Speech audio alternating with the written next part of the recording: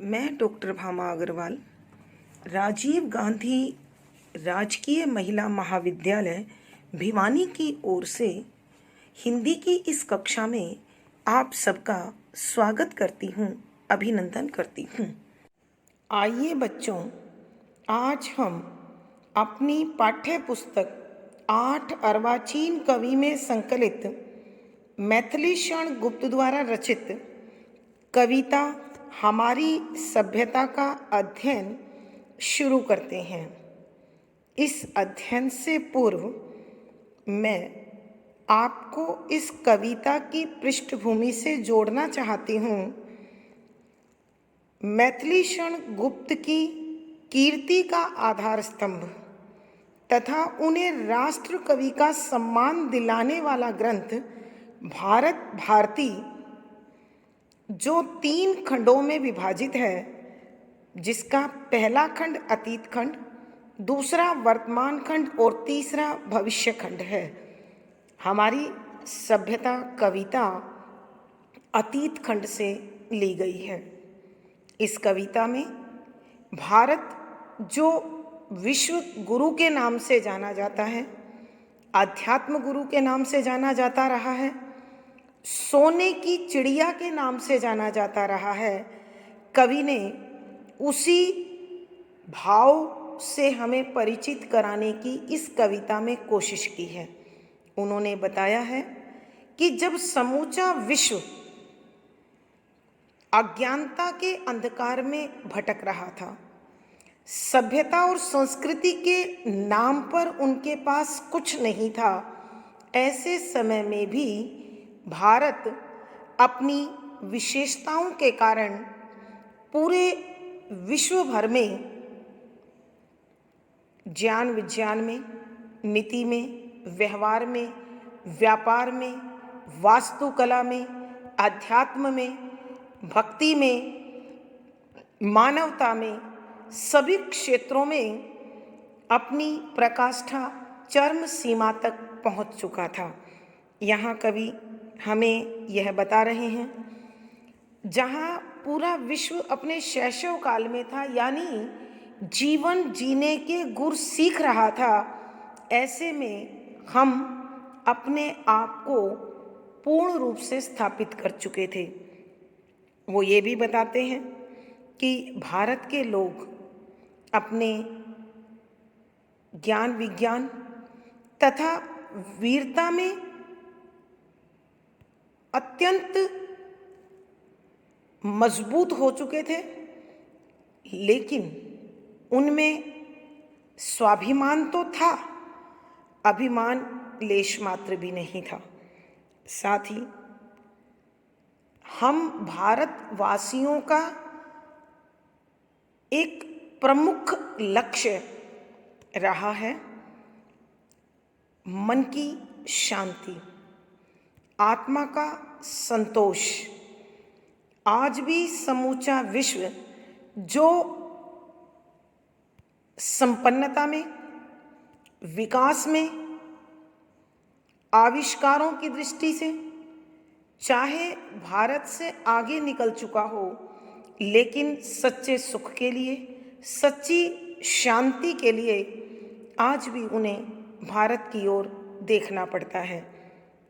प्यारे बच्चों, आज यदि आप विश्व के आंकड़े उठाकर देखेंगे तो आपको एहसास होगा कि भारतीय संस्कृति, भारतीय जीवन मूल्य, भारतीय धर्म, भारतीय आस्था और विश्वास पूरे विश्व में अपना विशेष स्थान बनाए हुए हैं। और इसी विशेषता से हमारी भावी पीढ़ी को, हमारी वर्तमान पीढ़ी को जोड़कर कवि चाहते हैं कि भारत पुनः अपने उसी स्थान को प्राप्त कर ले जिस स्थान पर वो हमेशा हमेशा से आसीन रहा है और पूरे विश्व में पूजा जाता रहा है। तो अगर हम उठाकर देखते हैं इतिहास के पन्नों को, उन्हें पलटकर देखते हैं, तो पाएंगे कि जिस समय लोग हुक्कार भरना सीखते हैं, हाँ ना बोलना सीखते हैं, उस समय तो हम वेद मंत्रों का उच्चारण कर रहे थे। जिस समय लोग नग्न घूम रहे थे, हमारी ध्वजा पताका फहरा रही थी। जिस समय लोगों ने जीवन को संगठित रूप में बांधना सीखा, उस समय हम एक मजबूत प्रशासनिक इकाई का रूप धारण कर चुके थे। तो कवि चाहते हैं कि हम जो परोपकार की भावना से परिपूर्ण हैं, जो सर्वजन हिताय सर्वजन सुखाय के भाव को लेकर आगे बढ़ते हैं, जिनमें समदृष्टि है, समरसता है, अध्यात्म है, आनंद है, वो हमारी वर्तमान पीढ़ी भी अनुभव करे। इन्हीं भावों को लेकर यह रचना कवि ने हम लोगों तक पहुंचाई है और चाहते हैं कि हम उस महत्व को समझें, अपने आप को उस सांचे में ढालें जहां हम फिर विश्व की आँखों का तारा हों, श्रद्धा से वो हमें निहारें, भाव से हमें निहारें और हम अपने विशिष्ट गुणों से दोबारा संसार को लाभान्वित कर सकें, सुख दे सकें, आनंद दे सकें। पद संख्या 3। था गर्व नित्य निजत्व का, पर दंभ से हम दूर थे धर्म भीरु परंतु हम सब काल सच्चे शूर थे। सब लोक सुख हम भोगते थे बांधवों के साथ में, पर पार लौकिक सिद्धि भी रखते सदा थे हाथ में। प्रस्तुत पद हमारी हिंदी की पाठ्य पुस्तक 8 अर्वाचीन कवि में संकलित मैथिली शरण गुप्त द्वारा रचित कविता हमारी सभ्यता से लिया गया है। संदर्भ: यहाँ कवि हमें भारत के गौरवमयी इतिहास के साथ जोड़कर हमें अपने पूर्वजों द्वारा दिए गए विशेष मान तथा गौरव से परिचित कराना चाहते हैं और उनकी इच्छा है कि देश की वर्तमान पीढ़ी भी उसे अनुभव करे और वही स्थान प्राप्त करने के लिए प्रयास करे। इसी भावना के साथ वो कहते हैं कि सरलार्थ से पूर्व बच्चों हम शब्दों के अर्थ सीखेंगे। गर्व, खुद पर अभिमान करना। ध्यान रखें बच्चों, गर्व खुद पर एक ऐसा अभिमान जो इज्जत की दृष्टि से देखा जाता है, सम्मान की दृष्टि से देखा जाता है। नित्य, हमेशा। निजत्व, खुद पर। काका, पर परंतु। दंभ, अहंकार से दूर थे, नहीं करते थे धर्म भीरु, हम धर्म की शरण में रहते थे, यानी हमारा आचरण धर्म के अनुरूप होता था। परंतु किंतु हम सब सारे के सारे काल मृत्यु के समान या मृत्यु से टकराने को भी तैयार सच्चे सच्चे शूर वीर थे, साहसी थे। सब सारे लोक संसार के यानी भौतिक सुख आनंद भोगते थे, आनंद लेते थे बांधवों रिश्तेदारों के साथ।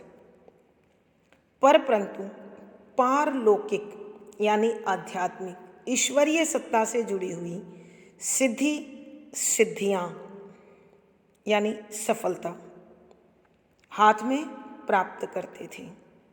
अब इसकी व्याख्या देखें बच्चों कि कवि कहते हैं, था गर्व नित्य निजत्व का, पर दंभ से हम दूर थे।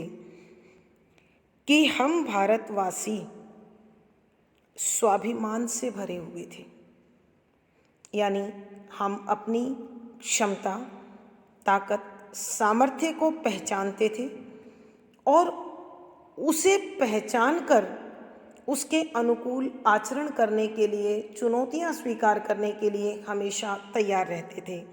पर दंभ से हम दूर थे, परंतु हम में अहंकार लेश मात्र भी नहीं था कि हम अहंकार से भरकर किसी दूसरे का अपमान कभी भी नहीं करते थे। हम धर्म से डरते थे, लेकिन धर्म से ही डरते थे। कहने का अभिप्राय क्या है कि हमारा आचरण धर्म के अनुकूल होता था, वरना तो हम इतने ताकतवर थे, इतने साहसी थे कि मौत से टकराते हुए भी भयभीत नहीं होते थे। मौत से अभिप्राय है कि कितनी भी बड़ी चुनौती क्यों ना हो, कैसा भी संघर्ष क्यों ना हो, हम उस संघर्ष से टकराते हुए कभी भी घबराहट महसूस नहीं करते थे। सब लोक सुख हम भोगते थे बांधवों के साथ में। इस संसार के जितने भी भौतिक सुख साधन हैं, वो सब हम अपने परिवार, रिश्तेदार के साथ मिलकर उनका आनंद उठाते थे। बच्चों, ध्यान रखना कि भारत के लिए परिवार केवल घर की चार दीवारी में रहने वाले लोगों का समूह नहीं है। भारत के लिए आपने सुना हुआ है वसुधैव कुटुंबकम, यानी पूरी पृथ्वी ही परिवार है। यदि किसी एक व्यक्ति के पास किसी प्रकार का सुख साधन होता था तो वह केवल खुद तक उसे सीमित ना रखकर अपने से जुड़े प्रत्येक व्यक्ति तक उस सुख का फैलाव करता था, प्रसार करता था। और इस सुख में आकर वो संतुष्ट नहीं हो जाता था।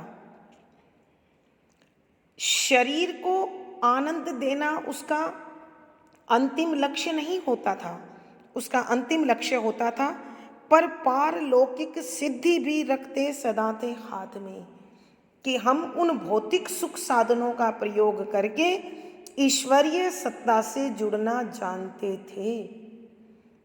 यानी हम भौतिक सुख सुविधाओं के दास नहीं थे, बल्कि वो सुविधाएं हमारी सेवक सेविका थी जो ईश्वरीय सत्ता से जोड़ने में हमारी सहायता करते थे।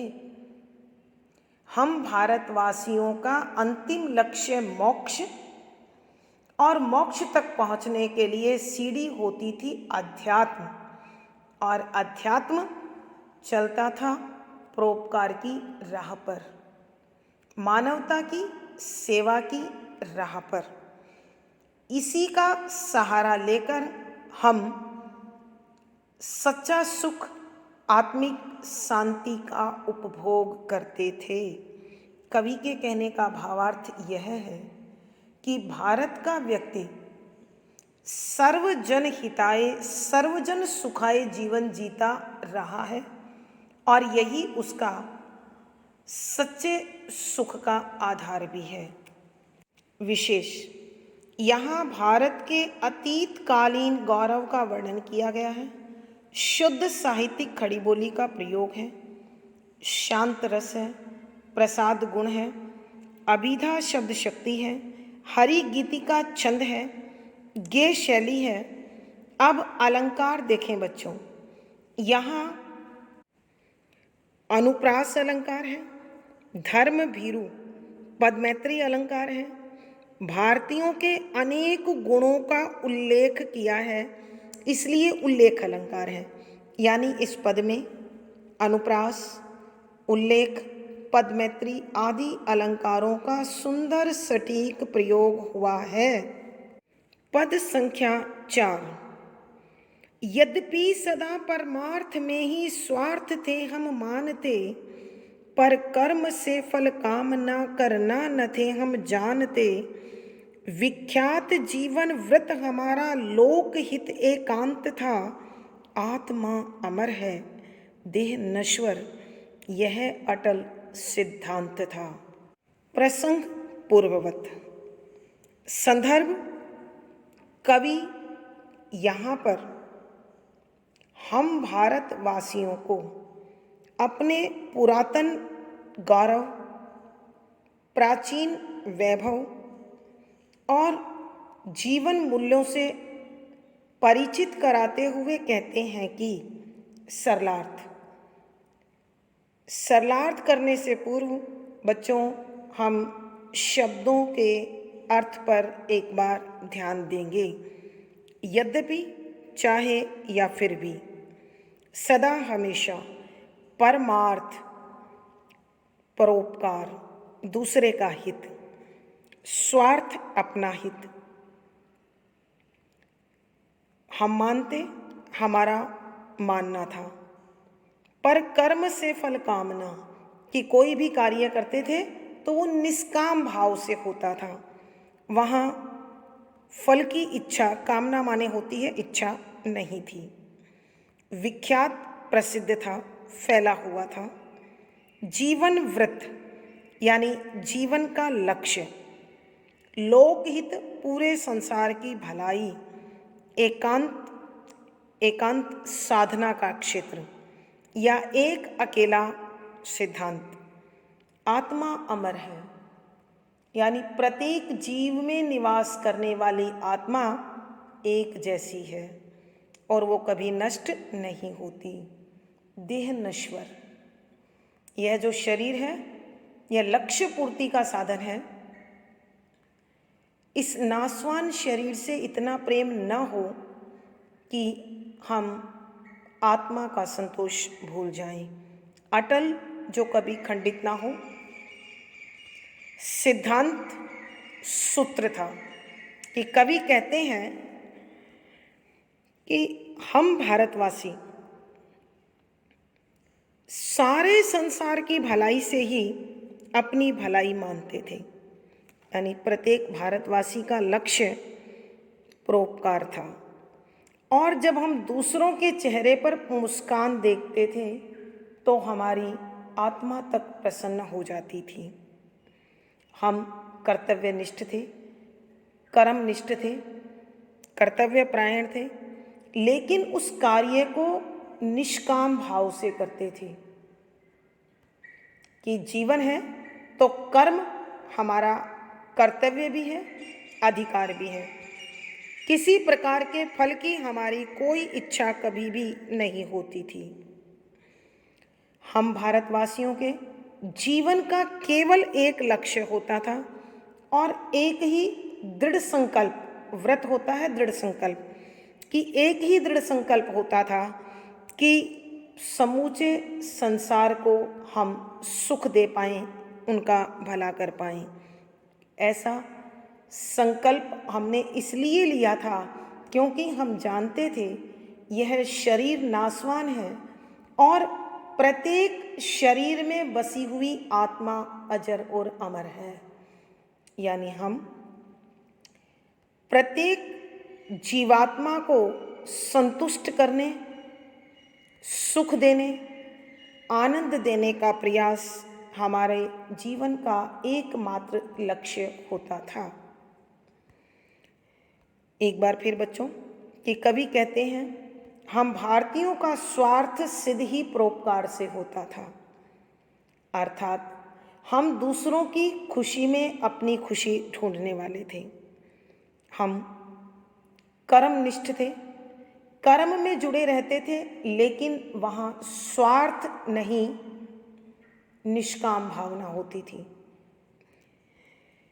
कवि कहते हैं कि प्रत्येक भारतवासी अपने जीवन का यह दृढ़ संकल्प लिए हुए होता था कि हम इस संसार की भलाई के लिए इस शरीर का प्रयोग करें।